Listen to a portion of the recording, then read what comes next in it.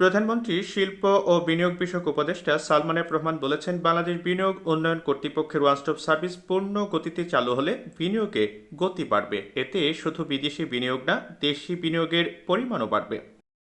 রোববার বিডা আয়োজিত one stop service সংক্রান্ত এক পর্যালোচনা সভায় এসব কথা বলেন সালমান এফ রহমান।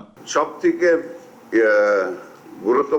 গুরুত্ব জিনিস যেটা আমাদের দরকার অর্থনীতিটাকে আবার চাঙ্গা করার জন্য হলো আপনার বিনিয়োগ ছাড়া কিন্তু বিদেশি বিনিয়োগ, এবং শুধু বিদেশি না, আপনার দেশি বিনিয়োগও আমাদের দরকার। এবং আমি মনে করি এই আজকে যে আমাদের মিটিংটা আছে, এটা যদি আমরা সুন্দরভাবে ভালোভাবে আমরা যদি এটা বাস্তবায়ন করতে পারি, তাহলে আমাদের যে বিনিয়োগের প্রয়োজন আছে সেটা আমরা কিন্তু দেশি বিনিয়োগের জন্য এটা খুবই সাপোর্ট করবে, খুব ভালো কাজ হবে এটা দিয়ে।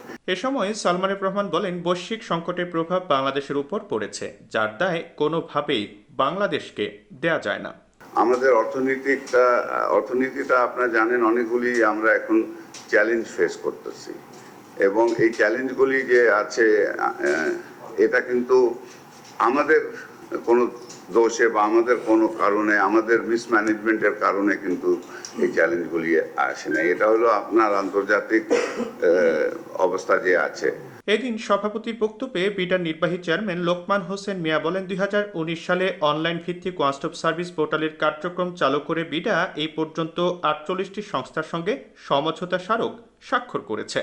প্রসঙ্গত, এখন পর্যন্ত 48টি সংস্থার সঙ্গে সমঝোতা স্মারক স্বাক্ষর করেছে বিডা। এর মধ্যে 41টি সংস্থা বিডার ওয়ান স্টপ সার্ভিসে যুক্ত হয়েছে।